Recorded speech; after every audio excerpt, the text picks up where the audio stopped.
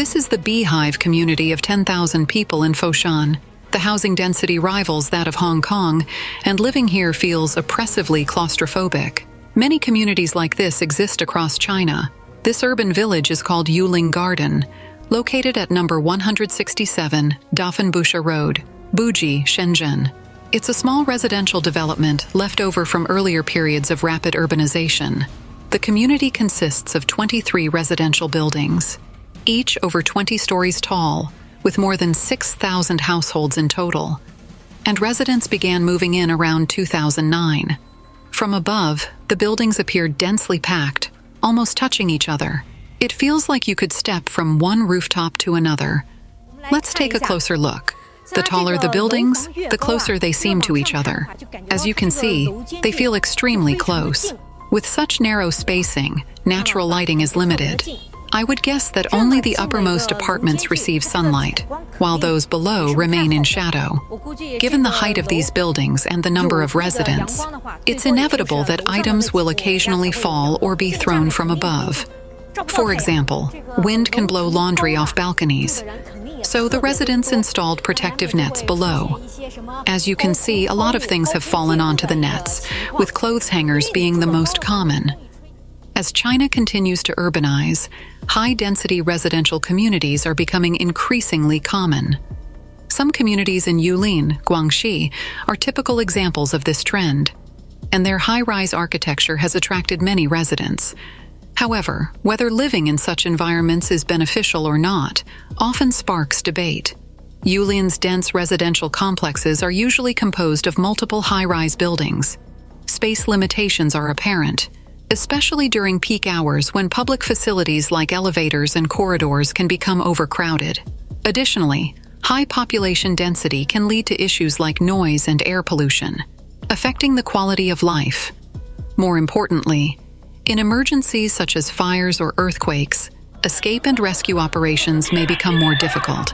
According to incomplete statistics, by the end of 2019, there were nearly 900 super high-rise buildings, over 200 meters tall, in China, ranking first in the world.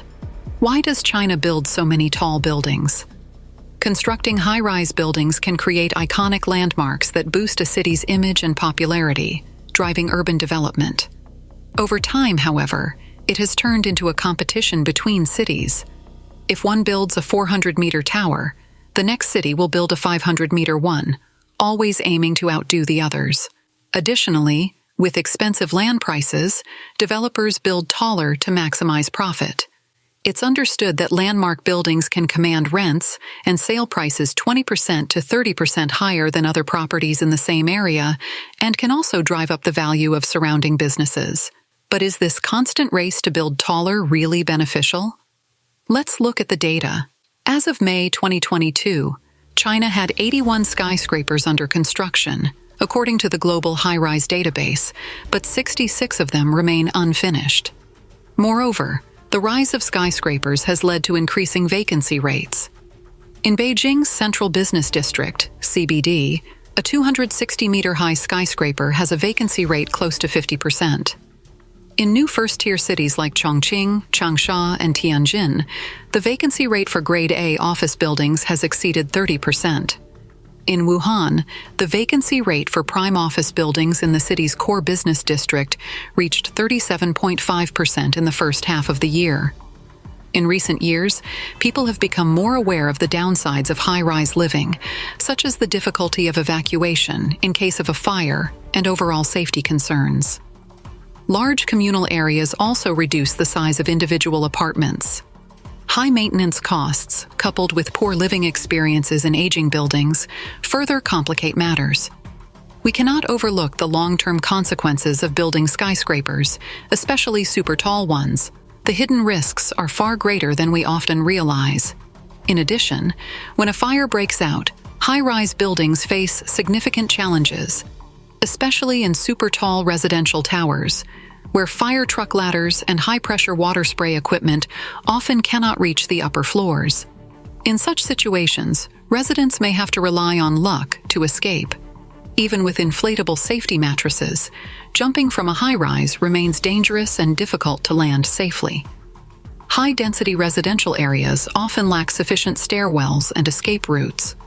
In some countries that prioritize fire safety, such as Singapore, buildings are designed with open corridors and multiple stairwells for evacuation. However, in China, many high-rise buildings lack adequate escape stairs, and the corridors are enclosed, making evacuation difficult during a fire. If the stairwells are used and smoke spreads quickly, it becomes extremely difficult for residents to escape. Earthquakes are also among the most terrifying natural disasters for high-rise residents. In densely populated areas, large-scale building collapses, both indoors and outdoors, pose significant risks to people's safety.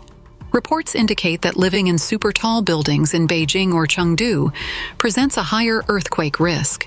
Historically, Beijing experienced an 8.0 magnitude earthquake during the Kangxi period, and the 1976 Tangshan earthquake, which also impacted Beijing, claimed hundreds of thousands of lives. Many residents in Beijing slept outdoors for fear of aftershocks. During an earthquake, the building structure may deform. Although the building may not collapse, elevators can often become stuck, trapping people inside and putting them in a dangerous situation. In such cases, rescuing those trapped in elevators is extremely challenging, and they face unpredictable dangers. It is worth noting that residential density in the Huaguoyuan community in Guizhou is exceptionally high. The floor area ratio reaches 10, far exceeding that of standard residential areas. Asia's largest residential complex, home to about 500,000 people, is comparable in population to the entire country of Malta. You know, what large communities fear most is a lockdown, especially in densely populated areas, where the likelihood of a lockdown is higher. For instance, the epidemic prevention regulations in some places state that as soon as a positive case is detected, the entire community will be locked down immediately. In a large community with a population of 500,000, the chances of having a positive case are much higher than in a community of only 5,000 people. Once a lockdown is imposed, it is unrealistic to expect food to be delivered to every household, as this would require an enormous service team. The property management company would struggle to meet the material distribution needs of such a large community. Huaguoyuan is like a medium-sized city, and ensuring a steady supply of necessities during a lockdown is extremely challenging. As a result, people living in such large communities typically need to store enough food and daily necessities in case of emergencies. Those without reserves will face great difficulties during a lockdown, and life can quickly become very challenging. Moreover, in high-density communities, the risk of spreading infectious diseases increases significantly. In high-rise buildings, elevators become the primary means of transmission. For example, the 44-story elevators in Huaguoyuan pose a heightened risk. The buttons, especially the first floor and door close buttons, are commonly touched and can easily spread viruses. Additionally, because higher floors mean longer elevator rides, the chances of infection increase. During peak times, such as when people are going to work, taking children to school, or attending nucleic acid tests, overcrowded elevators further raise the risk of respiratory infections spreading rapidly through densely packed individuals. Fingerprints left by previous passengers or airborne viruses create invisible threats for the next group of elevator users. High-rise buildings also face major challenges when dealing with power and water outages. Imagine climbing 44 flights of stairs during a power outage. It's almost impossible. Similarly, when the water supply is disrupted, carrying buckets of water up multiple flights becomes extremely difficult. For high-rise residents, power and water outages severely affect daily life, especially at night. Flashlight lighting is inconvenient and can increase safety risks. A lack of water also means that toilets quickly become clogged. It's impossible to dig a temporary toilet indoors, and throwing waste from the upper floors is out of the question. A few bottles of mineral water won't be enough to flush toilets, bathe, or wash clothes. In such situations, large water tanks for emergency water storage are essential.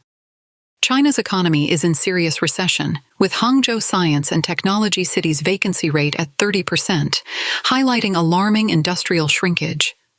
A company owner who started a business in Hangzhou Yuhang Future Science and Technology City recently discussed the soaring vacancy rate of office buildings and the current state of industrial depression in the Science and Technology City on his social media, which has attracted public attention. His post went viral among netizens. Hangzhou Yuhang Future Science and Technology City is home to EFC, European and American Financial City, and the AUX Center, housing several well-known technology companies such as Alibaba, Cainiao, ByteDance, Oppo, and Vivo. However, the current situation in this park, located in the heart of Hangzhou's high-tech industry, is somewhat bleak. Many companies have either relocated, closed down, or significantly reduced their operations, and about 1/3 of office buildings are now vacant. A recent post by an entrepreneur in the live broadcast e-commerce industry revealed the current situation in Yuhang Future Science and Technology City and within his company. This post primarily highlighted the following. First, a significant number of companies in Hangzhou Future Science and Technology City have closed down or downsized, leading to a sharp drop in office rents. For example, the rent for the office building housing EFC European and American Financial City on Chuangjing Road has decreased by 57% in the past 5 years, compared to the current rent of Oak Center in the same location. Second, the vacancy rate of office buildings in many large parks is abnormally high, reaching up to 30%, with some landlords even waiving rent to offset property fees. Third, due to the poor economic conditions, the poster was forced to lay off all 15 members of the company's live broadcast team and 6 members of the marketing team, retaining only 1 employee in the design and customer service team. The poster also suggested that other entrepreneurs who rented office buildings in the past few years consider forfeiting their deposits and switching to spaces with lower rents.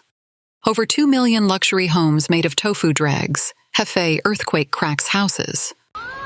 When it comes to China's shoddy construction, people often can't help but shake their heads.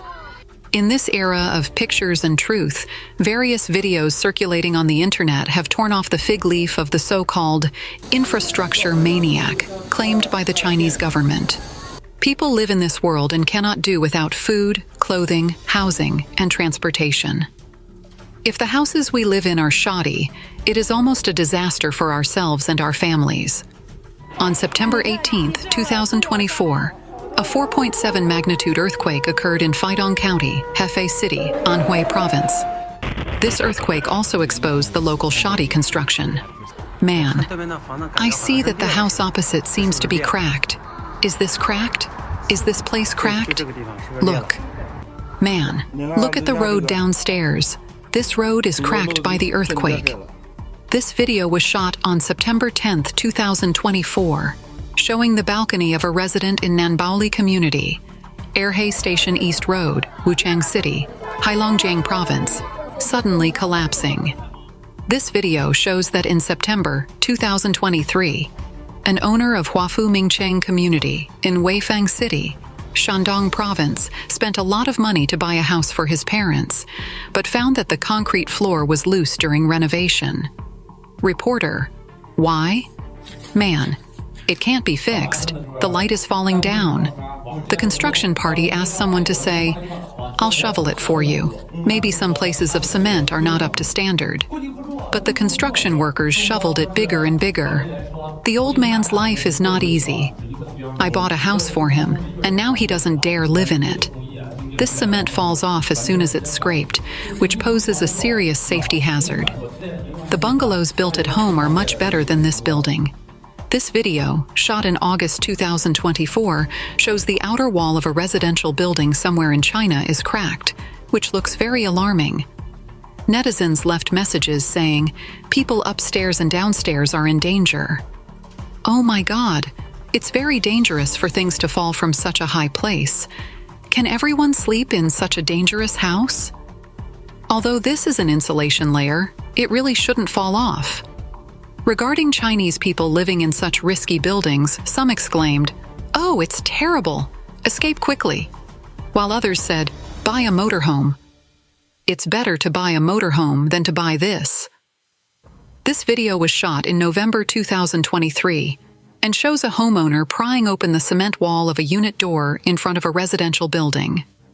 The video subtitles read, "Can anyone tell me why the house I spent more than $2 million on is made of foam?" Shoddy construction poses a threat to people's lives and safety. At about 7 p.m. on September 19, 2024, at Rule of Law Square in Woyang, Bozhou City, Anhui Province, the outer wall of a building fell and hit an 11-year-old boy, killing him on the spot. This video shows the boy's mother crying in agony and burning paper money for him at the scene. 3 policemen were also present. "Mother, I can't go back. I can't go back anymore." China's shoddy construction reveals its true colors in the face of natural disasters. On April 26, 2024, the outer wall of a building in Shenzhen, Guangdong Province, was blown down by strong winds, falling to the ground and scaring pedestrians holding umbrellas to flee quickly. The counters, shelves, and windows of a store in Dongguan were also blown down by the wind. In September 2024, Typhoon Yagi made landfall on Hainan Island, revealing the shoddy construction projects there. The video below shows a scene where the typhoon blew away most of the balcony glass in a building. This video shows a woman's balcony being blown away. Woman, it's completely gone. The balcony is all broken and can't hold up. It's all blown away and the glass has all fallen off. This video shows the typhoon blew away all the furniture in a man's room. Man, it's ruined. The outside has collapsed. Everything has flown out, and the furniture is gone. This video shows that on September 6, 2024, the elevators on the 9th floor of a building in Hainan Province were torn apart by the typhoon, and the building's outer shell and insulation layer were blown away by the wind, leaving only the empty frames. Man, as soon as the typhoon came, the elevator began to tear from top to bottom. All the windows are gone. Look at the building opposite. It's dark because all the windows are gone. I've lived in Hainan for decades, and the locals have never seen such a big typhoon. The video above is about the shoddy construction of buildings, while the videos below are about shoddy roads. This video shows that on August 10, 2024, the road in Nanyue District, Hengyang City, Hunan Province collapsed, and 2 cars and a motorcycle fell into the pit. In this regard, a Taiwanese netizen said, "There was only one such construction accident in Taiwan, and it led to the Hsinchu County magistrate corruption case being uncovered." However, such accidents in China are not surprising. The political center of the Chinese government is in Beijing. Even though the top leaders in Beijing are very concerned about their own safety, shoddy roads are still inevitable there. This video shows a bus from Beijing Yuyang Taxi Group Kakatrasao, lotted stuck in a large pit on the road due to the collapse of the road surface. Man, oh my goodness, this big hole is exposed. It must be on the news broadcast. My goodness, my God. It's a good thing there aren't many people on the bus. What would they have done? This video, shot in July 2024, shows a scene in Henan Province, where the concrete pavement of a road was washed away by a flood. There are also many shoddy bridges in China. Bridges are meant for cars and people to pass over. If there are shoddy construction problems with a bridge, it poses significant safety hazards. This video shows the collapse of the Xi'an Longting Bridge in Shanshui County, Qiandongnan, Guizhou Province on August 8, 2024. This video shows another angle of the sudden collapse of Longting Bridge. Woman. Oh my God, it's so amazing, so scary. It scared me to death. On September 3, 2023, floods exceeding the warning line appeared at 16 stations on 9 rivers in Wuzhou City, Guangxi Province. A local bridge was washed away by the flood. From the video, it's clear that the bridge was very fragile under the flood's impact. Under the rule of the Chinese government, not only houses, roads, and bridges suffer from shoddy construction, but even pedestrians can encounter the consequences of poor construction while walking. This video shows a terrifying scene where a shoddy electric pole on the roadside suddenly fell and almost hit a pedestrian. After the pole hit the ground, the wires caught fire, creating a dangerous situation. Shoddy construction has also affected special places such as hospitals. On February 20th, 2024, Xi'an City, Jiangsu Province, suddenly experienced heavy snowfall. That night, the ceiling of the outpatient hall at the First People's Hospital of Xi'an City collapsed. It was reported that the collapsed section was about 4 or 5 stories high, and the debris, including rubble, cement blocks, and aluminum alloy materials, fell to the first floor. Fortunately, since the collapse occurred at night, no casualties were reported. But how could heavy snow collapse the roof of a hospital? It's not a straw shed. It seems like poor construction was involved. On September 21st, 2024, a pedestrian corridor overpass on the second floor of Taifu Times Square in Zhuge Changzhou City, Jiangsu Province, suddenly collapsed. The scene was chaotic, with glass fragments scattered all over and suspected burst pipes spraying water everywhere. In China, outdoor concrete fences also pose safety hazards.